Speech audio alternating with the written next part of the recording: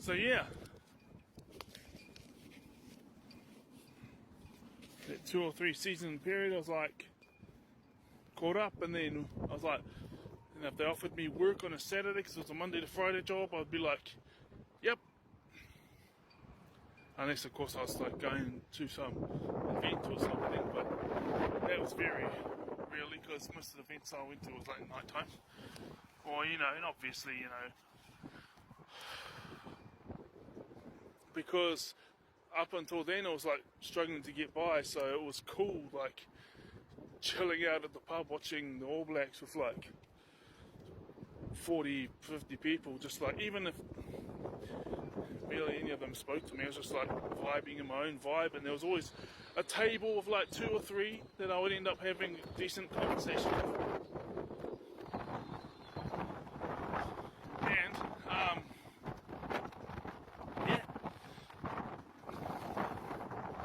And at the time I didn't see the point in spending, because I was really enjoying those beers, because I felt good being able to do things that I used to watch other people do that I couldn't do because of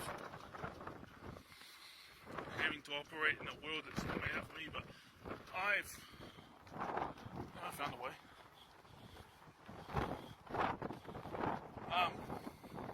And the thing is obviously having that, I just know the truth. Okay? So,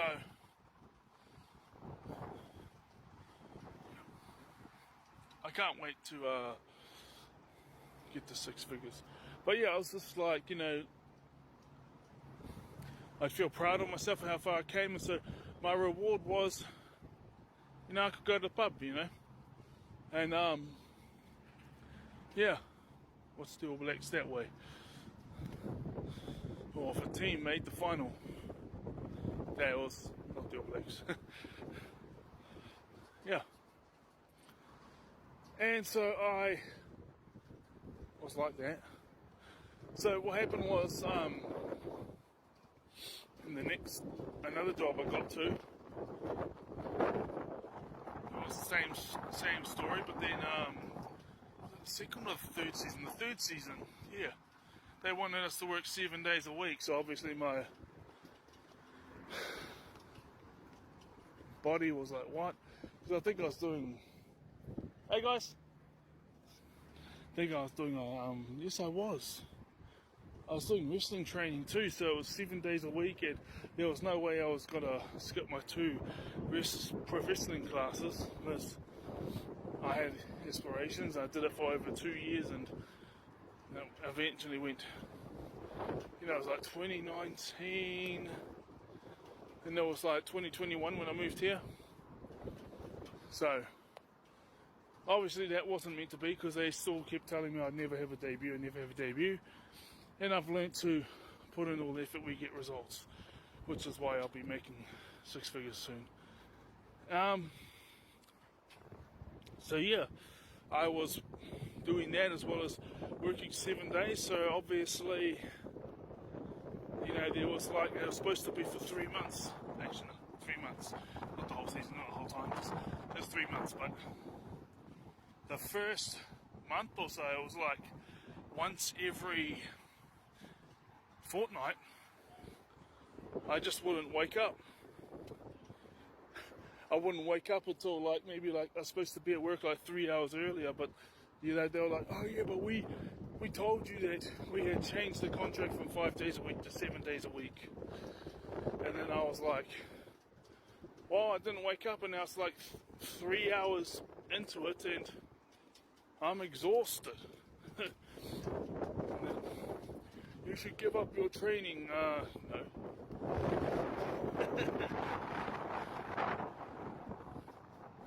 But they didn't fire me, and then the next month was once a week. My body would just sleep through, and because we were doing 12-hour shifts. So yeah, I know I can work hard. I know I can do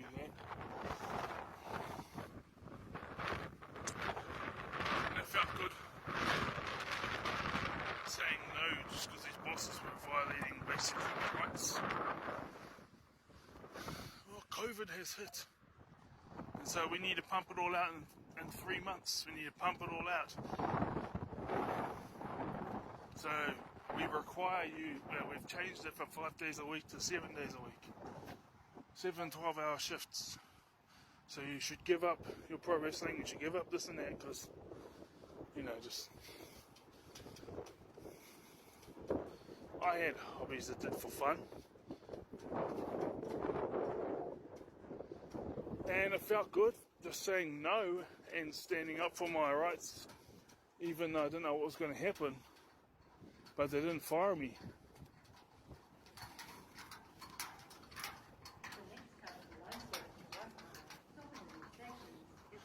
They didn't fire me because they said they couldn't find people who wanted to work those type of hours. And I had been there, it was like my 3rd season, so 6 months on, 6 months off, like the tannery, except for this was the factory, Heinz Bodies. So, doing all these things, and then just accepting my autism, because they were, when society continuously promotes something, that means that they want it to become normal, but it's not normal, not deemed normal, because of a lack of knowledge. And so I had to undo my first. Well, I always used to stand up for myself, and I always used to say, God's got a destiny and a call for my life.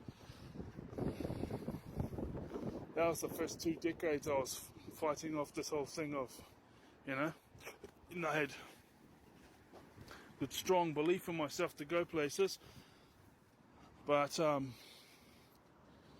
I had to undo the effects of the whole world telling me I wasn't shit.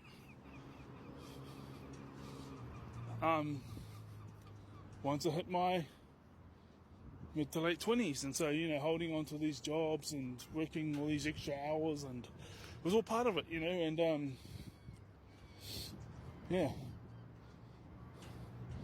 Now it's like this job here is a lot less physical, but it's still walking. Well, I was doing Segway before, because I just got to the point where I don't need to prove anything to anyone, but it's good to stand up for yourself straight away when people try to talk down to you and you don't take their nonsense.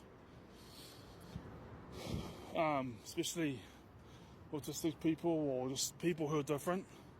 You don't take their nonsense, because anything could happen, because you're heavily outnumbered, so anything could happen. But it's like you feel so proud of yourself for being brave enough to stand up for yourself against those odds, and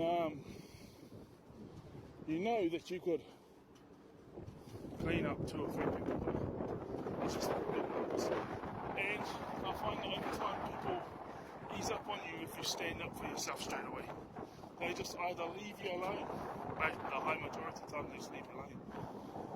And you know what? You end up being left with the few people that are just like you. But you know what? That's enough. Was it like 2% of this nation is diagnosed with some sort of, like ADHD or Asperger's or autism, and there's a whole bunch more that aren't. So in Wellington region there's 500,000 people.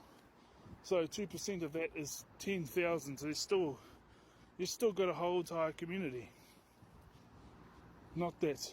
A lot of them have to work through the whole thing of what they've been brainwashed to believe. But you know what? They never believed it growing up. So long as you got your close circle of friends, and you got a girlfriend, and you got a close circle of friends, you all support each other, you'll be fine. And now I work out at the gym. All this type of stuff. See you!